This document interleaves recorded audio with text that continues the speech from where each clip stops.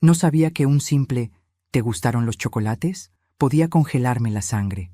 Nunca imaginé que el tono desesperado de mi propio hijo, ese temblor en su voz, esa pausa que parecía contener un grito, sería el sonido que cambiaría mi vida para siempre. Todo comenzó con esa llamada, al día siguiente de mi cumpleaños, cuando él esperaba otra respuesta, una respuesta que debía haber sido fatal para mí. El día anterior, cuando recibí aquella caja de chocolates artesanales, sentí algo extraño, algo que no supe interpretar en ese momento. Era hermosa, envuelta en un papel dorado con un lazo vino tinto, tan elegante que parecía más un regalo de compromiso que un obsequio común. Mi hijo rara vez me regalaba algo, y cuando lo hacía era más por cumplir que por cariño. Pero esa caja se sentía distinta, perfecta, pensada, casi demasiado preparada. Y sin embargo, yo, tonta de mí, la dejé sobre la mesa sin abrirla de inmediato. Cuando él llamó al día siguiente, su voz sonaba nerviosa, como si llevara horas ensayando una conversación. «¿Y bien, mamá?», preguntó con un tono falso de entusiasmo. «¿Te gustaron los chocolates?». Yo estaba de buen humor. Había pasado la tarde anterior con mis nietos. Ellos habían visto la caja y se emocionaron más que yo. «Ah», respondí con una sonrisa. «Se los di a tu esposa y a los niños. A ellos les encantan los dulces». Hubo un silencio tan profundo que pensé que la llamada se había cortado. «Mamá», susurró al fin. «¿Qué hiciste?». «Pues eso», respondí tranquila. «Los compartí». ¿Qué hiciste?», gritó de pronto. «Dime que es una broma. Dime que no se los diste». Pero antes de continuar, quiero hacerte una invitación muy especial. Suscríbete al canal y deja tu me gusta. Esto me ayuda a ver que me apoyas y disfrutas de mis historias. Y comenta aquí abajo desde qué ciudad nos estás viendo. Ahora, continuemos. Aquel grito me golpeó el corazón. Nunca lo había escuchado usar ese tono conmigo. No era enojo, no era frustración, era pánico, un miedo real, crudo, visceral, un miedo que no tenía sentido, hasta que por primera vez imaginé algo imposible. ¿Y si esos chocolates no eran un regalo? «¿Por qué te pones así?», pregunté con un hilo de voz. «Mamá», su respiración era entrecortada. «Mamá, escucha, yo necesito que me digas si alguien más los comió. ¿Dónde están? ¿Queda alguno?». Me llevé la mano al pecho. «Los niños se los terminaron. Tu esposa también comió un par». «¿Por qué?». Un gemido escapó de su garganta. «Mamá, no era para ellos». Mi piel se erizó. «Entonces, ¿para quién eran?». No respondió. Solo se escuchó su respiración quebrada, su angustia, su culpa.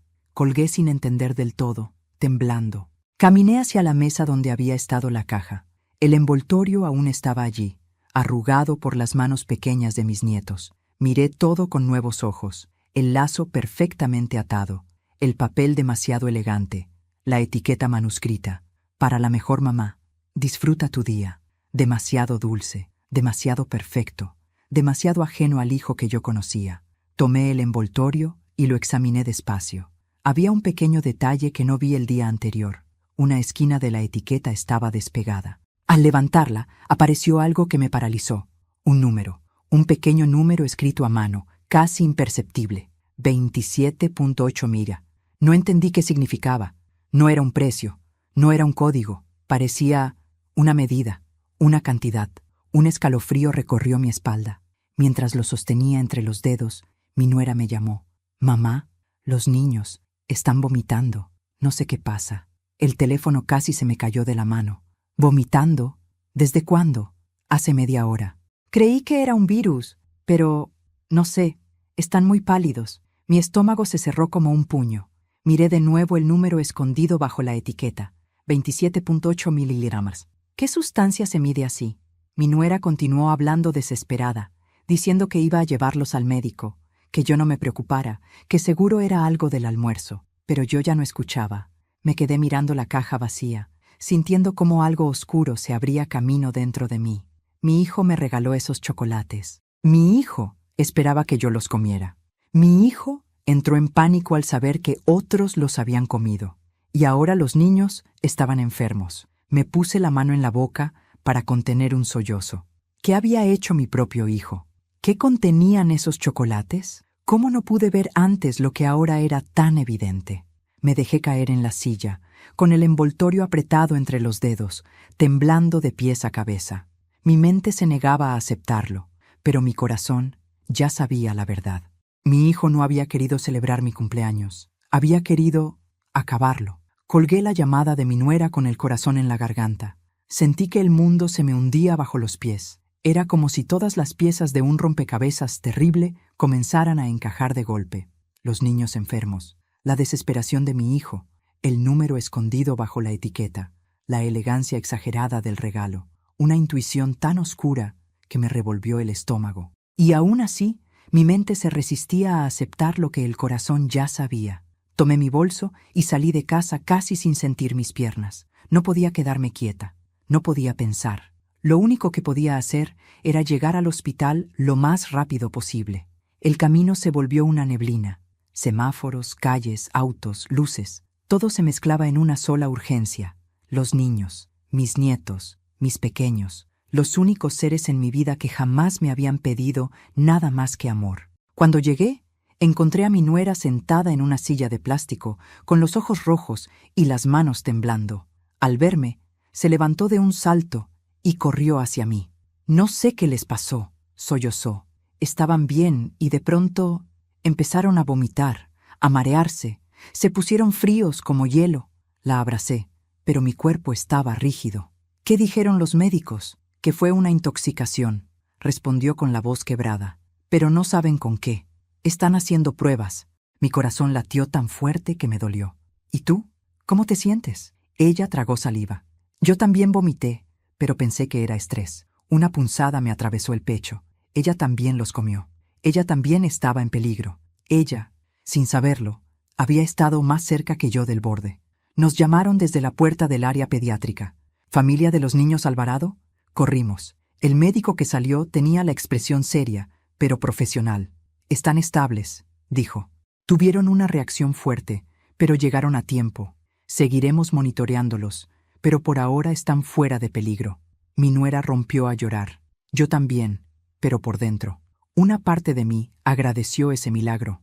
Otra parte se hundió aún más en el horror, porque eso significaba que los chocolates sí tenían algo. Doctor, dije con voz baja, ¿qué tipo de intoxicación fue? Él dudó. Aún no lo sabemos. Encontramos rastros de una sustancia poco común. No es un alimento en mal estado. Es algo añadido. Esa palabra me perforó el alma. El doctor continuó. Los síntomas son compatibles con algunos alcaloides o sustancias similares a ciertos pesticidas, aunque en cantidades muy específicas. 27.8 mg. El número volvió a mi mente como un golpe. ¿Es algo fácil de conseguir? Pregunté, tratando de mantenerme serena. El doctor negó con firmeza. No en esa concentración, ni en presentación apta para ingerirse sin dejar sabor extraño. Quien lo mezcló sabía lo que hacía. Mi nuera se cubrió la boca con las manos, horrorizada. Yo sentí que las paredes del hospital se cerraban sobre mí. Quiero verlos, dije, porque era lo único que podía decir sin romperme. Nos llevaron a la habitación. Mis nietos estaban dormidos, pálidos, con sueros conectados. Me acerqué despacio, acaricié sus cabecitas tibias y sentí un nudo en la garganta que casi no me dejaba respirar. Abuela, susurró el mayor cuando abrió los ojos. Me dolía la panza, se me quebró el alma. Ya pasó, mi amor, ya estás aquí conmigo. Ya pasó.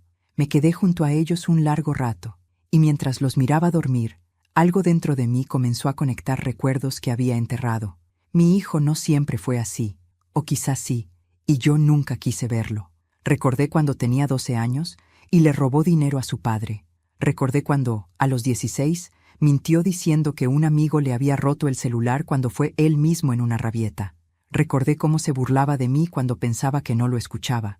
Recordé cómo hablaba de la vida como si todos le debieran algo. Recordé su ambición, sus estallidos, su egoísmo, y recordé algo más, algo que me heló la sangre. Hace 2 semanas había venido a mi casa con la excusa de ver cómo estaba. Me preparó té, me observaba mucho, demasiado, y al irse me dijo, «Mamá, deberías cuidarte más. A tu edad uno nunca sabe». En ese momento pensé que era cariño. Ahora sonaba a ensayo. Mi nuera interrumpió mis pensamientos. «Mercedes», me dijo con voz temblorosa, «tengo algo que decirte». La miré. La mujer estaba destrozada, pero sus ojos tenían algo diferente: miedo y sospecha. Tu hijo, susurró, actuó extraño estos días. Él me insistió mucho en que te mandáramos esos chocolates. No me dejó ver la compra. Dijo que era una sorpresa solo para ti. Sentí un mareo. Y ayer, continuó ella, recibí una llamada de un número desconocido. Un hombre preguntó si ya habías recibido el paquete. Pensé que era spam. Un frío recorrió mi espalda. ¿Un hombre?, pregunté. ¿Qué dijo? Solo eso. ¿Ya recibió el paquete? Nada más. La voz era seca, como de alguien apurado. Me temblaron las manos. Había un segundo involucrado. Un hombre desconocido. Alguien que preguntaba si yo ya tenía el paquete. Mi hijo no estaba solo. No solo había sido un impulso, un arranque o un error. Había un plan. Un plan cuidadosamente armado. Un plan que incluía a terceros. Un plan que necesitaba que yo comiera esos chocolates. Y entonces, un pensamiento aún más terrible cruzó mi mente. Si mis nietos no hubieran comido los chocolates, ¿habría alguien revisado mi autopsia? ¿O mi muerte habría sido declarada natural? Sentí que la sangre se me congelaba. Mi hijo me había enviado un regalo envenenado. Mis nietos casi mueren por accidente. Y aún faltaban piezas del plan, porque yo intuía algo con absoluta claridad. Esto no era solo por dinero, era algo más grande, algo más oscuro, algo que estaba a punto de salir a la luz. No pude dormir aquella noche en el hospital. Me quedé sentada entre las dos camitas de mis nietos, escuchando sus respiraciones débiles pero constantes, como si cada exhalación fuera un pequeño recordatorio de que aún estaban conmigo.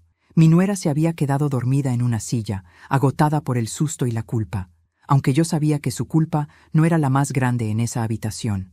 La mía tampoco. La verdadera culpa estaba en otro lugar, o mejor dicho, en otra persona. A las 6 de la mañana, un médico golpeó suavemente la puerta. Me levanté sin hacer ruido y salí al pasillo con él. Su expresión era seria. «Señora Alvarado», dijo, «tenemos los resultados preliminares de las pruebas toxicológicas». Mi corazón latió con un golpe seco. ¿Qué encontraron? ¿Qué tenían los chocolates? El doctor respiró hondo, como si eligiera cada palabra con precisión quirúrgica. Encontramos rastros de solanina concentrada. El nombre no me era familiar. Mi rostro lo delató. Es un alcaloide altamente tóxico, explicó. Normalmente se encuentra en plantas de la familia de las solanáceas, pero para alcanzar niveles peligrosos, alguien debió extraerla deliberadamente. No es algo casual, no es un alimento en mal estado, no se produce por accidente. Mi sangre se volvió hielo. Entonces, ¿fue añadido?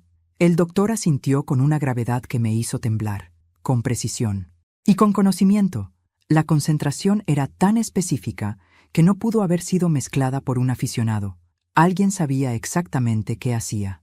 27.8 mililitros. Ese número volvió a mi mente como un cuchillazo.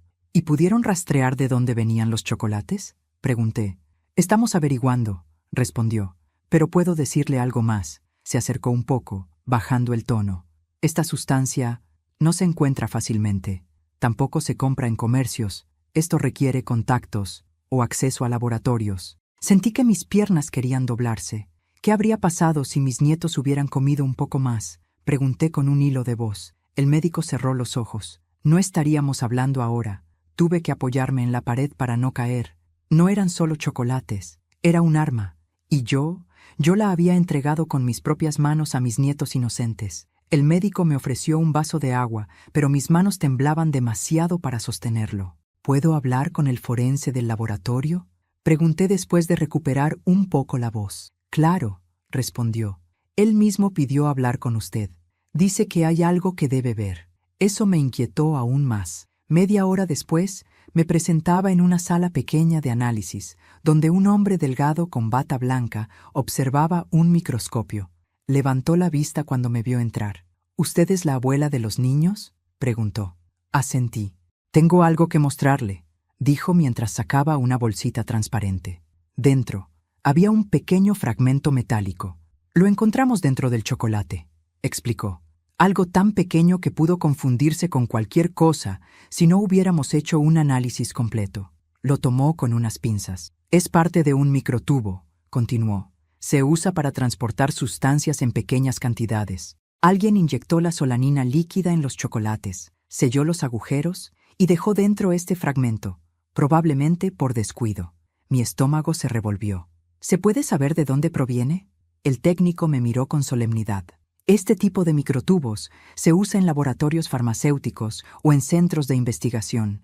No es un utensilio doméstico. Me quedé sin habla. ¿Quiere decir que alguien con acceso profesional estuvo involucrado? ¿O alguien cercano a alguien con ese acceso? Matizó. Todavía estamos analizando. Guardó silencio un instante y luego añadió. Pero hay algo más inquietante. Sacó una caja idéntica a la que yo había recibido y la puso sobre la mesa. Hicimos una búsqueda rápida con el código de producción. Esta marca de chocolates artesanales fue descontinuada hace 3 años. Mis ojos se abrieron como platos. Pero mi hijo me la envió hace 2 días. El técnico asintió despacio. Exacto. La caja es antigua. El diseño corresponde a una edición limitada que ya no se fabrica. Alguien guardó el empaque durante años, o lo consiguió deliberadamente por fuera del mercado. Un sudor frío me corrió por la espalda. ¿Y por qué alguien haría algo así? El técnico me miró con cautela. Porque una caja así no llama la atención. Es un regalo perfecto, elegante, antiguo, especial. No genera sospechas, y nadie pensaría que fue manipulada. Sentí un mareo. No era solo que mi hijo me hubiera enviado chocolates. Es que alguien había preparado ese regalo con un nivel de cálculo que me aterrorizó. Señora, dijo el técnico, esto no es una ocurrencia impulsiva. Esto es un plan pensado. Sus palabras eran el eco de mi propia intuición. Un plan, con pasos, con tiempos, con ejecución. Y yo solo había visto la superficie. Cuando salí del laboratorio, mi nuera me esperaba sentada en un banco del pasillo. Se levantó al verme. Tenía los ojos hinchados. Mercedes, susurró. Hay algo más. Me acerqué despacio. ¿Qué cosa? Ella sacó su teléfono. Temblaba. Anoche, mientras buscaba la tarjeta del seguro de los niños, encontré algo en el cajón de mi esposo. Mi corazón dio un vuelco. ¿Qué encontraste? Ella abrió la galería del teléfono y me mostró una foto. Una hoja impresa, arrugada. En la parte superior decía, solicitud de beneficio por fallecimiento. Titular, Mercedes Alvarado. Sentí que el aire se me escapaba de los pulmones. La llenó hace 3 semanas, susurró. Y no me dijo nada. Mi mundo se volvió un zumbido. Frente a mí, la esposa de mi hijo lloraba en silencio. Mercedes, creo que mi marido quería que tú ya no estuvieras. Sus últimas palabras fueron un susurro quebrado. Y, aún así, sabía que eso no era lo peor, porque, mientras sostenía ese teléfono y veía ese formulario, entendía algo aterrador. Mi hijo apenas era la punta del iceberg. Había alguien más detrás, alguien con acceso, con conocimientos, con intención. Alguien que quizá llevaba años esperando este momento. Cuando sostuve en mis manos aquella solicitud de beneficio por fallecimiento, sentí que mis huesos se debilitaban. Nunca imaginé ver mi nombre impreso bajo un título tan macabro, mucho menos escrito por mi propio hijo. Esa hoja era la prueba física de algo que mi corazón aún luchaba por aceptar. Él había planeado mi muerte. No había manera de justificarlo. No había excusas que suavizaran la verdad. Él quería que yo desapareciera. Por dinero. Me quedé mirando el documento largo rato, como si las letras pudieran transformarse en otra cosa, como si fuese posible cambiar lo que significaban. Pero no, eran definitivas, incuestionables, y lo que más me hirió no fue su firma, sino la fecha. 3 semanas atrás. Lo había pensado, calculado, preparado. No era un impulso, ni un ataque de ira. Era la frialdad pura de una decisión premeditada. Mi nuera tenía los ojos llenos de lágrimas. Yo no sabía nada, Mercedes, te lo juro. Si lo hubiera sabido, nunca habría dejado que los niños comieran esos chocolates. La abracé. No es tu culpa. Tú también eres víctima en esto. Y realmente lo era. Había amado a mi hijo con una ceguera absoluta. Y eso había arrastrado a su familia a un peligro del que solo una casualidad terrible los había salvado. Haber comido mis chocolates. Mientras esperaba noticias nuevas del laboratorio, me fui a casa. Necesitaba pensar, necesitaba entender, y sobre todo, necesitaba recordar. Desempolvar los rincones de mi memoria donde guardaba fragmentos de quién había sido mi hijo antes de convertirse en eso. Cuando entré en mi sala, me cayó encima un silencio que dolía. En ese silencio, mis recuerdos parecieron despertarse como sombras largas. Pensé en cuando él tenía 10 años y empujó a un compañero de escuela por envidia, en cuando, a los 18, finge un robo para sacar dinero de su padre, en cómo siempre buscaba la salida fácil, el atajo, la mentira conveniente. Yo lo justificaba, siempre. Es joven, está confundido, necesita guía, pero tal vez no había sido confusión. Tal vez él siempre tuvo una parte oscura que yo no quise ver. Mientras revolvía cajones en busca de algún documento antiguo, encontré algo que me detuvo, una caja de fotos. Allí estaba él, de niño, sonriendo, abrazándome, abrazando a su hermana. Y aún así, detrás de esa sonrisa infantil, ahora podía reconocer un brillo distinto. Una mezcla de arrogancia y cálculo que nunca interpreté correctamente. Me derrumbé en el sofá y lloré, no por mí, sino por él, por lo que pudo haber sido, por lo que acabó siendo, por el vacío inmenso que deja en una madre la certeza de que educó a alguien capaz de matar. Me limpié las lágrimas cuando sonó el teléfono. Era un número desconocido. Dudé un segundo, pero contesté. «¿Señora Mercedes Alvarado?», preguntó una voz masculina. Sentí un escalofrío. «Sí». «¿Quién habla?». «Soy el detective Morales. Llevo la investigación por la intoxicación de los menores. Necesito hablar con usted. Sé que ha estado en el hospital, pero hay avances importantes». Mi respiración se aceleró. «Estoy en casa. Puede venir». Tardó menos de 20 minutos. Era un hombre de rostro serio, de mirada afilada, de esos que parecen leer más de lo que dicen. «Señora», comenzó, «encontramos 2 cosas que complican el caso y lo vuelven más grave». Le hice pasar a la sala. «Dígame», susurré, casi sin voz. Sacó una carpeta gruesa y la puso sobre la mesa. «Primero», dijo abriendo la carpeta, «rastreamos el envío del paquete. Su hijo no lo compró en ninguna tienda. Fue armado a mano. Alguien consiguió la caja antigua, insertó los microtubos, dosificó la sustancia y lo llevó a una empresa de mensajería que no exige identificación detallada. Ya no había forma de negar nada. Él la planeó», dije. «Él lo hizo». «No tan rápido», replicó Morales. «Sí, su hijo está involucrado, pero no actuó solo». Mi corazón dio un vuelco. «¿Qué quiere decir?». El detective sacó otra hoja. «Tenemos cámaras de seguridad del envío. Su hijo aparece, pero no está solo.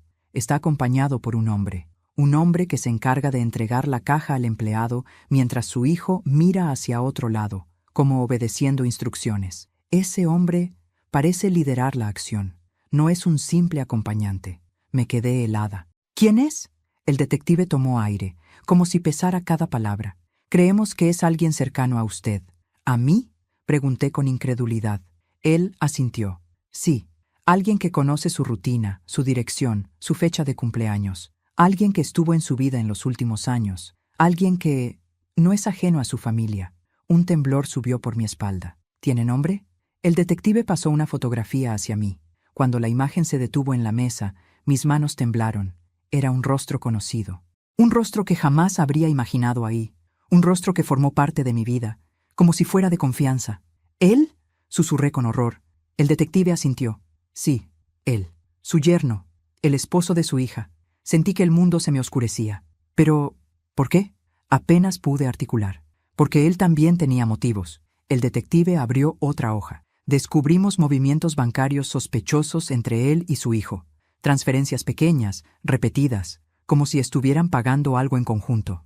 «Además», siguió, «encontramos su nombre vinculado a un laboratorio farmacéutico donde trabajó hace años». Un zumbido me llenó los oídos. «¿Quiere decir que ellos dos...». «Sí, señora», respondió Morales con firmeza. «Su hijo y su yerno trabajaron juntos. No es solo un crimen familiar, es una conspiración económica, una en la que usted era el obstáculo final». Mi respiración se detuvo. Mi hijo, mi yerno, juntos, planeando mi muerte. No por odio, no por accidente, no por impulso, por dinero, por ambición, por conveniencia. Y por primera vez en toda la historia, lo supe con una claridad aterradora. Mi supervivencia no fue un milagro, fue una amenaza para ellos. Me quedé mirando la fotografía sobre la mesa como si estuviera viendo una escena imposible. Mi yerno, el esposo de mi hija, el hombre que había cenado en mi mesa cientos de veces, que me llamaba suegra, con una sonrisa amable, que cargaba las sillas del jardín cuando se ofrecía a ayudar, que siempre me trató con esa cortesía suave que uno confunde con respeto. Ese hombre estaba allí, en una imagen fría, sosteniendo una caja que contenía una dosis mortal de veneno, una caja destinada a mí. Sentí que algo dentro de mí se rompía de una manera que ninguna traición anterior había logrado. Si mi hijo me había roto el corazón, mi yerno acababa de desgarrarlo. El detective Morales, con su voz firme pero compasiva, continuó. Su yerno trabajó hace años en un laboratorio clandestino que cerró tras una investigación. Están buscando conexiones con la sustancia encontrada en los chocolates, pero las transferencias entre él y su hijo, esas son las pruebas que más pesan. Hay dinero entrando desde hace meses, pequeñas cantidades, de formas muy específicas. Mi cabeza daba vueltas. Mi hijo quería mi herencia. Mi yerno, ¿qué ganaba él? Cerré los ojos para poder pensar, y entonces recordé algo que me heló la sangre. Mi hija, en la última Navidad, dijo algo que en ese momento me pareció una tontería. Últimamente creo que mi marido está más interesado en tu vida financiera que en la nuestra. Yo me reí. Ella no. Ella insistió.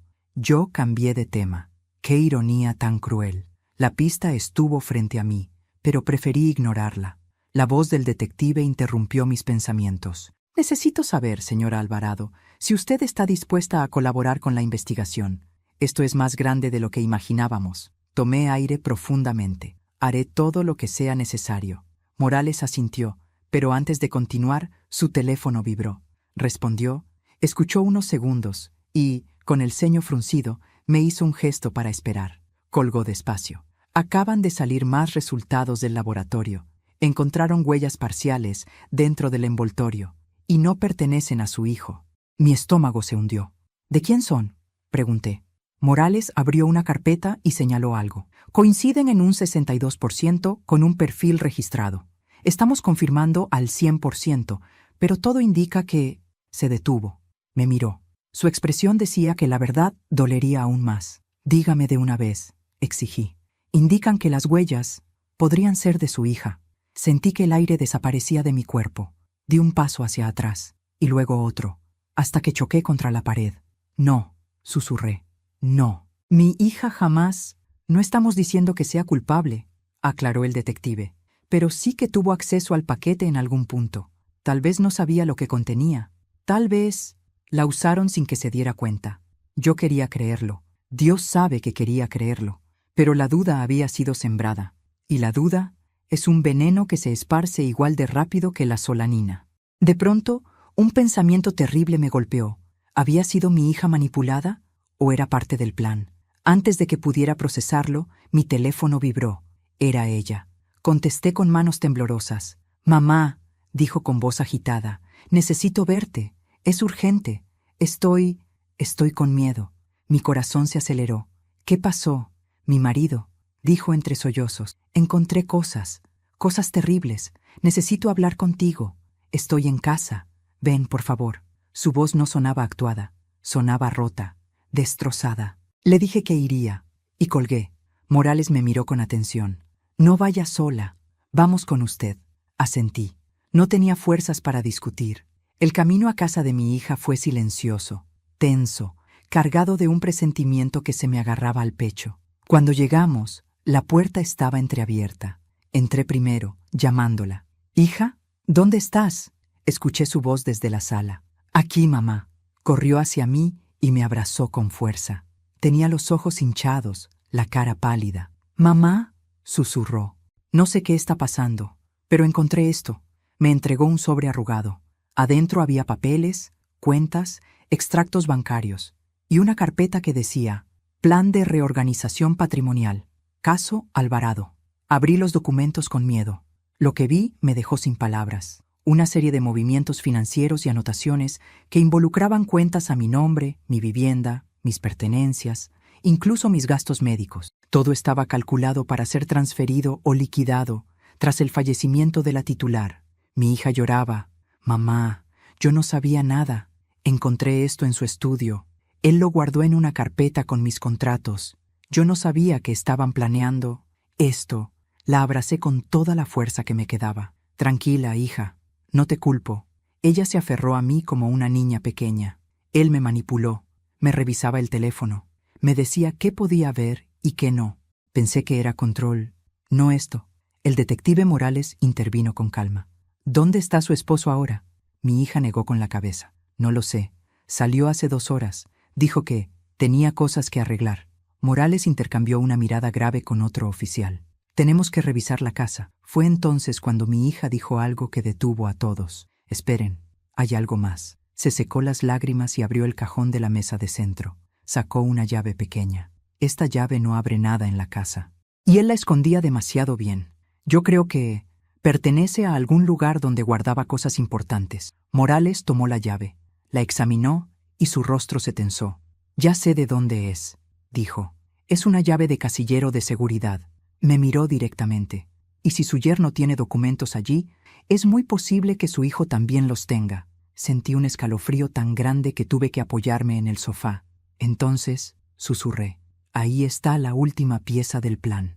Morales asintió. Sí, señora. Ese casillero podría contener la evidencia final. O algo peor, la prueba de que esto no fue solo por dinero, sino por un secreto que usted no sabía que tenía. El mundo pareció detenerse. Pero antes de continuar, dime aquí en los comentarios qué te está pareciendo esta historia hasta ahora y qué harías tú en su lugar. No te vayas del video, porque lo que viene a continuación te pondrá la piel de gallina. El detective Morales sostuvo la llave entre sus dedos como si fuera una pieza sagrada, un fragmento crucial del rompecabezas que por fin podía abrirnos la puerta a la verdad. Yo la observaba sin poder apartar la vista. Aquella pequeña llave metálica parecía inocente, pero sabía que detrás de ella había algo grande, algo peligroso, algo que mi hijo y mi yerno habían querido ocultar a cualquier precio, incluso al precio de mi vida. Tenemos que ir al banco, dijo Morales. Ese casillero podría contener documentos, contratos, grabaciones, algo que explique por qué hicieron todo esto. Mi hija seguía temblando. Se sentó en el sofá, sosteniendo su cabeza entre las manos. No entiendo cómo llegamos a esto, susurró. Mi marido, mamá, si tú vieras las cosas que encontré, planillas, notas, mensajes codificados, como si él llevara años preparando algo. Años, mamá. Sus palabras me perforaron el pecho. Años. Eso significaba que no era una idea reciente, ni un momento de desesperación. Era un plan de larga data, paciencia fría, cálculo, maquinación. Respiré profundo para no perder el control. Hija, escucha, le dije. Tú también fuiste víctima. Él te usó. No te culpes. Ella levantó la mirada, con lágrimas conteniéndose en sus párpados. Pero yo podría haber visto antes. Las señales estaban ahí. Él se enfadaba si mencionabas tu herencia. Se ponía tenso cuando venías. Decía que tú eras un obstáculo para nuestra estabilidad económica. ¿Cómo no lo entendí? Me acerqué y acaricié su hombro. Porque uno no imagina el mal cuando viene de alguien que dice amarte. Ella rompió a llorar. Morales esperó un momento y luego habló. Debemos movernos. Si su yerno o su hijo sospechan que estamos tras ellos, pueden destruir pruebas. Esa frase me atravesó como un rayo. Mi hijo, mi propio hijo. ¿En qué momento lo perdí? ¿En qué momento cambió tanto? ¿O siempre fue así? Y yo lo protegí tanto que nunca lo vi. Sacudí esos pensamientos. Ahora no era momento de llorar, era momento de actuar. El banco estaba lejos, un edificio moderno de vidrio azul. Morales había pedido una orden judicial urgente para abrir el casillero. Gracias a la intoxicación, la evidencia previa y el documento de la solicitud de fallecimiento, el juez no tardó en aprobarla. Mientras esperábamos en la entrada, mi corazón golpeaba contra las costillas como si quisiera salir corriendo. Pero yo no iba a huir. No ahora. ¿Está lista para lo que encontremos?, me preguntó Morales. No, respondí, pero igual abriré esa puerta. Nos llamaron desde adentro. Un gerente, serio y sudoroso, nos acompañó al nivel subterráneo. Los casilleros estaban alineados como tumbas verticales, fríos, silenciosos, inmutables. Morales insertó la llave con un giro firme. El casillero se abrió con un clic suave. Yo contuve la respiración. Aquí vamos, dijo el detective. Sacó una caja metálica alargada, la puso sobre la mesa, abrió la tapa. Los tres nos inclinamos para mirar, y lo que vi me heló el alma. Lo primero que había eran fotografías, decenas, quizá más de 100, fotografías mías, entrando al supermercado, caminando al centro de fisioterapia, regando mis plantas, hablando con vecinas, esperando el autobús, saliendo de la panadería, recibiendo correspondencia, durmiendo en la terraza, fotos tomadas desde lejos, desde ángulos ocultos, fotos en las que yo no sabía que estaba siendo observada, vigilada, perseguida. Me llevé la mano a la boca. Mi hija soltó un sollozo. Morales se puso rígido. Esto es seguimiento profesional, murmuró el detective. No es obra de un aficionado. Aquí hay más que un simple interés económico.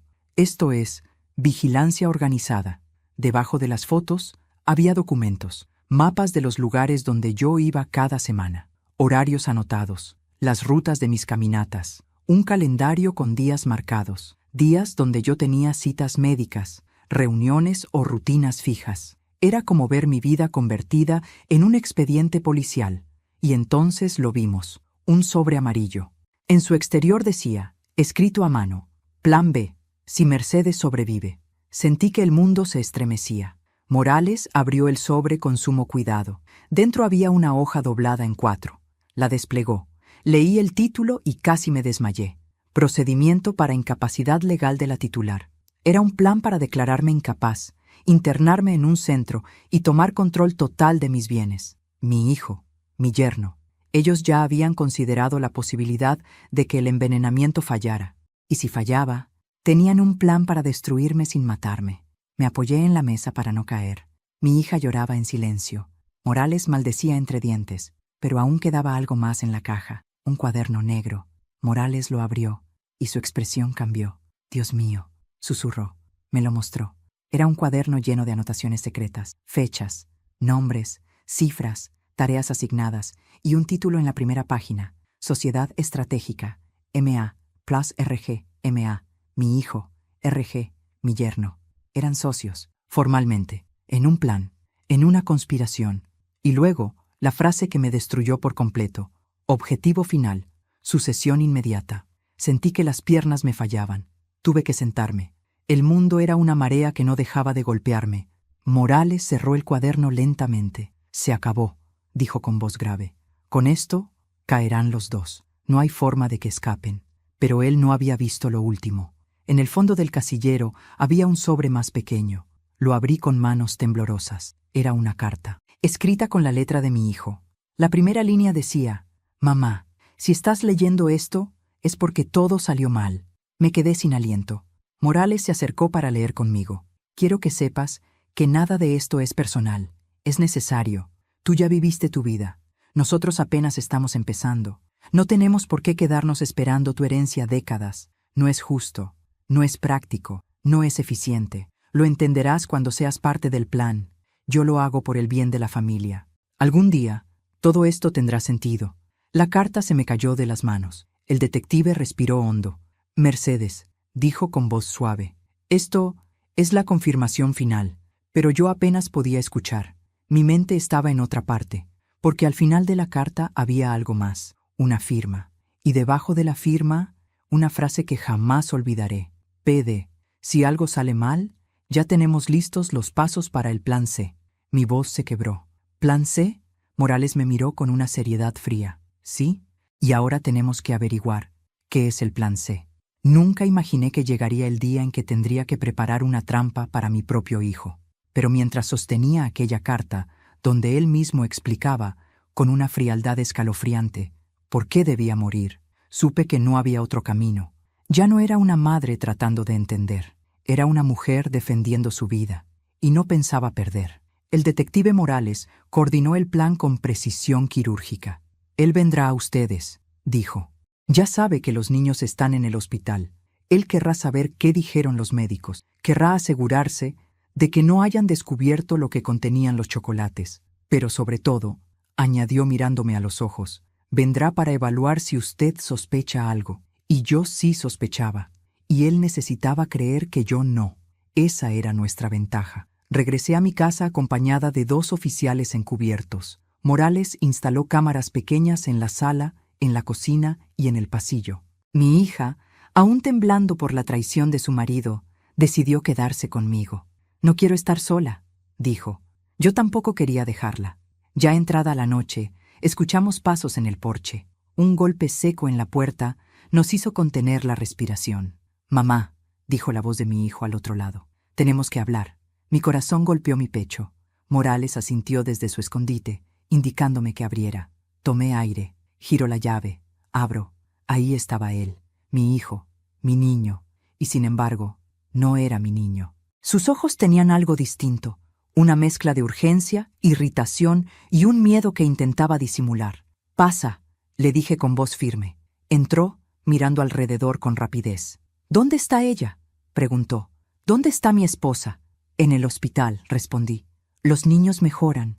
El médico dijo que fue intoxicación, pero aún investigan la causa». Sus labios se tensaron. Un tic nervioso apareció en su mandíbula. «Escucha, mamá», dijo, acercándose más. Yo no tuve nada que ver con eso. No sé qué pasó con los chocolates. Quizás se contaminaron en la fábrica. O se mezclaron lotes. O algo así. Cada palabra era una mentira torpe. Una piedra más en la tumba que estaba cavando con sus propias manos. «¿Por qué estás tan preocupado?», pregunté suavemente. Él tragó saliva. Porque, ¿cómo no voy a estarlo? Son mis hijos. Sus hijos estaban intoxicados por un veneno que él mismo había pagado. Me acerqué un poco más. Entonces explícame, ¿por qué gritaste así cuando te dije que ellos comieron los chocolates? Sus pupilas se dilataron. Dio un paso atrás. Yo no... Mamá, entiéndeme. Te escuché, lo interrumpí. ¿Qué hiciste? Dijiste. Gritaste. Te desesperaste. Y ahora quieres convencerme de que era un simple regalo. Él apretó los puños. La máscara empezaba a caerse. «Mamá», dijo entre dientes, «no inventes cosas. Tú siempre malinterpretas todo. La vieja táctica. Hacerme creer que era mi culpa. Manipulación emocional. Gaslighting. Lo había visto antes. Lo había permitido antes. Pero esta vez no. No estoy inventando nada», respondí con calma. «¿Por qué no te sientas y hablamos?» Mi hijo dio un paso hacia mí con una sonrisa falsa. «Tienes razón. Perdón. Estoy nervioso. Solo quiero ayudarte. Ayudarme». La misma palabra que usó en su carta. «Lo hago por el bien de la familia». Fue ahí cuando entendí. Él realmente creía que estaba en lo correcto. Que mi muerte era una solución lógica. Un trámite. Una reorganización patrimonial.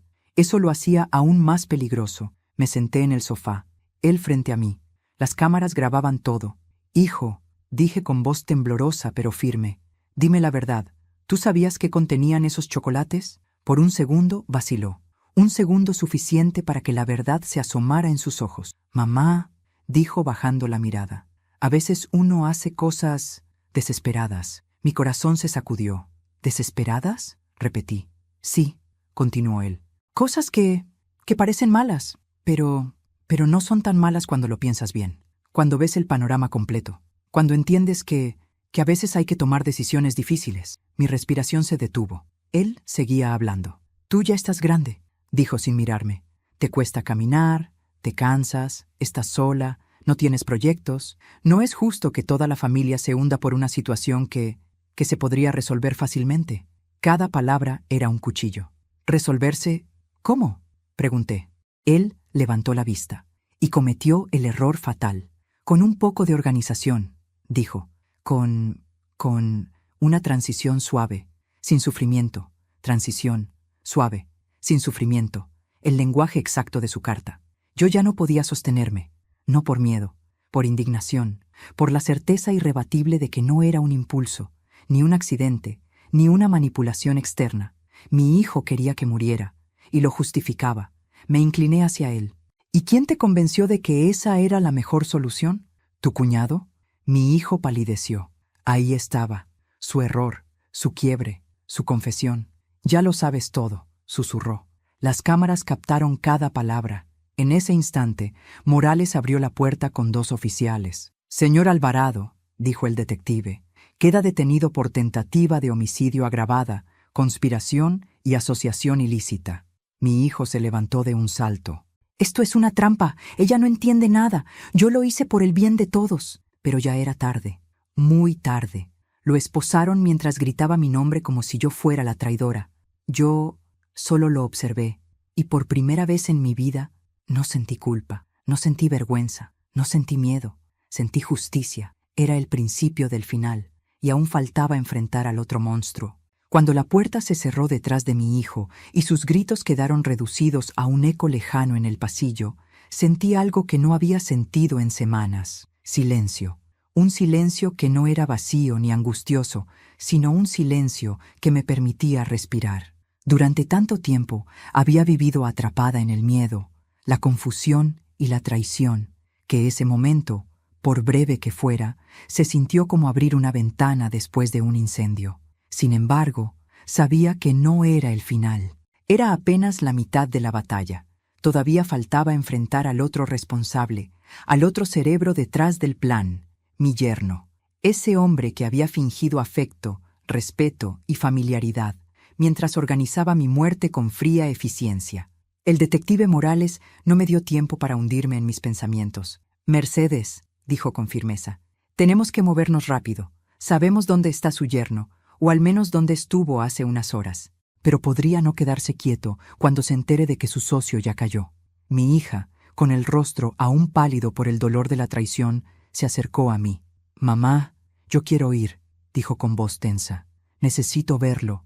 Necesito escucharlo decir...» «¿Por qué?». Le tomé las manos. «No», le respondí con suavidad. «Tú ya has sufrido suficiente. También eres víctima en esto. No tienes que presenciar lo que viene». Ella negó con la cabeza, con una mezcla de rabia, vergüenza y un profundo sentimiento de pérdida. «Él es mi esposo», susurró, «pero también es el hombre que planeó matarte. No puedo quedarme sentada esperando noticias. Necesito estar allí». Morales intervino. «Puedo permitirlo, pero tendrá que seguir mis instrucciones al pie de la letra. No debe acercarse a él. No debe confrontarlo. Podría ponerse violento si se siente acorralado». Ella asintió. Su determinación era una mezcla de dolor y fuerza recién descubierta. Verla así me rompía el alma, pero también me daba esperanza. Ya no era la mujer sometida y manipulada que su esposo había moldeado. Estaba despertando. Esa tarde nos dirigimos hacia un almacén industrial en las afueras de la ciudad, un antiguo centro de distribución donde, según los registros bancarios y las cámaras de seguridad, mi yerno había estado entrando y saliendo en los días previos. Mientras el auto avanzaba por la carretera, no pude evitar pensar en el nivel de organización detrás de todo. Él no solo había ayudado a envenenarme, no solo había vigilado mis movimientos, había esperado pacientemente a que las piezas se acomodaran de manera perfecta. Había actuado con la frialdad de alguien que cree tener todo bajo control, pero no contaba con que mis nietos comieran los chocolates, no contaba con que sobrevivieran. No contaba con que yo siguiera viva para ver el infierno que su ambición había construido. El auto se detuvo. La estructura gris del almacén se levantaba frente a nosotros, con su fachada oxidada y ventanas rotas. Un lugar vacío, sin actividad, perfecto para esconder documentos o para planear cosas que no debía ver nadie. Los oficiales se posicionaron alrededor. Morales me hizo un gesto para quedarme detrás de él. «Vamos», dijo. Entramos. El interior olía a humedad y polvo. La luz se filtraba por rendijas en el techo, creando franjas diagonales que atravesaban el silencio. Y allí, al fondo, entre cajas apiladas y herramientas viejas, estaba él, mi yerno, Roberto, sentado en una mesa metálica, revisando documentos, como si nada estuviera pasando, como si no hubiera un niño hospitalizado, como si su socio, mi hijo, no estuviera esposado. Mi hija ahogó un sollozo al verlo. Él levantó la cabeza. Al vernos, sus labios hicieron un gesto casi imperceptible, una sonrisa mínima, torcida, calculada. «Vaya», dijo con voz calmada. «La familia reunida». Morales avanzó con autoridad. «Roberto Gómez queda detenido por conspiración, tentativa de homicidio, asociación ilícita y envenenamiento agravado». Él no se levantó, ni siquiera se sorprendió. Solo entrelazó las manos y alzó las cejas. «Así que ya hablaste», dijo mirando a mi hija. «Hermoso, siempre supe que eras blanda». Mi hija tembló, pero no habló. Yo di un paso adelante. «Solo quiero saber una cosa», le dije. «¿Por qué? ¿Qué ganabas tú con mi muerte?» Roberto soltó una risa suave, como quien escucha una pregunta obvia. Mercedes, por favor, no seas ingenua. Tú tenías algo que los dos necesitábamos: tu patrimonio, tus propiedades, el local viejo de tu esposo, las inversiones que hiciste cuando nadie creía que funcionaría. Tú estabas sentada sobre todo, sin usarlo, sin moverlo, sin explotarlo. Era un tesoro dormido, dinero muerto. Mi hija llevó una mano a la boca, horrorizada. Eras un obstáculo, continuó Roberto, y los obstáculos se eliminan. Así funcionan las cosas en el mundo real.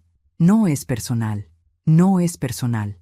La misma frase que mi hijo había usado en su carta, la misma frialdad, la misma miseria humana. Mi voz salió más firme de lo que esperaba. Entonces, fuiste tú quien convenció a mi hijo. Yo solo lo ayudé a ver las cosas con claridad, dijo, cruzando los brazos. Él tenía sus propios motivos, deudas, frustraciones, resentimiento contigo por haber tenido una vida más fácil que él, según sus palabras. Yo solo reuní las piezas. Morales intervino. ¿Y el plan C?, preguntó. Roberto sonrió de lado. Ah, así que encontraron la carta. Muy bien. Significa que todo salió aún peor de lo que imaginé. Aún peor. ¿Qué es el plan C?, exigí. Roberto me miró directo a los ojos, como quien disfruta del golpe final. El plan C era simple. Si tú sobrevivías y no podíamos incapacitarte legalmente, entonces inventaríamos que eras peligrosa para ti misma. Un brote, un desorden, un episodio psicótico. Ya teníamos todo listo para internarte en un centro. La ley permite hacerlo si hay riesgo. Y una mujer de tu edad, sola, vulnerable, es perfecta para ese tipo de diagnósticos. Sentí náuseas. Mi hija rompió a llorar. Morales apretó los dientes. «Eres un enfermo», le dije con la voz quebrada. «Un monstruo». Él se encogió de hombros. Yo lo llamo pragmatismo. Fue entonces cuando ocurrió. Un ruido seco, un portón metálico golpeando. Roberto se giró, y 3 oficiales entraron corriendo. «Señor Gómez, está rodeado. Manos arriba». Él levantó las manos con calma, como si todo fuera un trámite. «Tranquilos», dijo. «No soy violento. No necesito serlo». Lo esposaron. Lo sacaron del almacén. Ni una lágrima, ni un arrepentimiento. Solo el mismo gesto sereno de alguien que cree que la ley es un juego del que puede salir si contraataca bien. Pero no esta vez. Días después fue el juicio preliminar. Mi hijo, cabizbajo pero aún buscando excusas, evitaba mirarme. Mi yerno, en cambio, mantenía la mirada en alto, como un estratega caído. Cuando los fiscales presentaron las pruebas, las fotografías, los documentos, el cuaderno negro, la carta, los análisis toxicológicos, la sala quedó en silencio absoluto. Era imposible negarlo. Era imposible minimizarlo. Era imposible justificarlo. Intentaron culparse entre ellos. Mi hijo dijo que Roberto había tenido la idea. Roberto dijo que mi hijo era quien tenía intenciones desde hace años. Ambos decían la verdad. Ambos mentían. Ambos eran culpables. El juez ordenó prisión preventiva inmediata. Yo caminé fuera del tribunal con mi hija a mi lado. Ella lloró en mis brazos. «Perdóname, mamá», susurró. No supe ver quién tenía a mi lado. La abracé con toda mi alma. «No tienes que pedirme perdón», le dije. «A veces el mal se esconde detrás de la costumbre, y nadie tiene culpa de confiar. La culpa es de quienes traicionan esa confianza». Ella siguió llorando, liberando días, meses, quizá años de manipulación, control y miedo. Yo también lloré, pero mis lágrimas eran diferentes. Eran de alivio, de cansancio, de agradecimiento por estar viva, de dolor por todo lo que perdí, pero también de fuerza por todo lo que recuperé. Recuperé mi voz, mi dignidad, mi vida. Hoy, mientras escribo estas palabras desde la mesa de mi cocina, con los niños sanos, mi hija a mi lado y una sensación de paz que pensé que nunca volvería a sentir, entiendo que mi renacer no vino del castigo que recibieron. Vino de saber que no dejé que me destruyeran, que luché, que sobreviví, que enfrenté el horror con la frente en alto, y que nunca más permitiré que alguien decida por mí, ni mi vida, ni mi muerte, ni mi destino. Porque hoy, a mis 67 años, sé que no hay edad para reconstruirse, y no hay traición tan grande que pueda apagar la fuerza de una mujer que decide levantarse.